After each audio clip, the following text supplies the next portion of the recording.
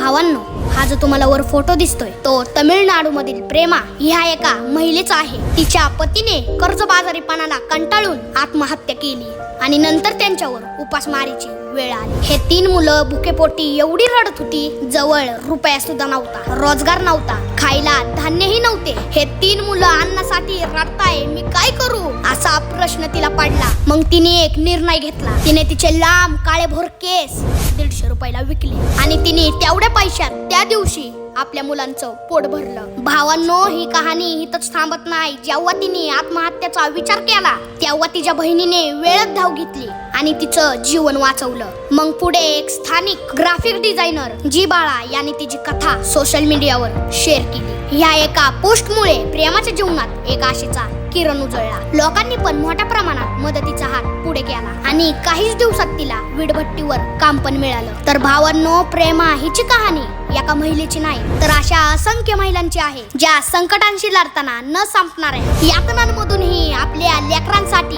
तग धरतात. तिची ही संघर्ष गाथा आपल्याला आठवण करून देते की थोडीशी माणुसकी आणि मदतीचा हात कोणाचंही आयुष्य बदलू शकतो.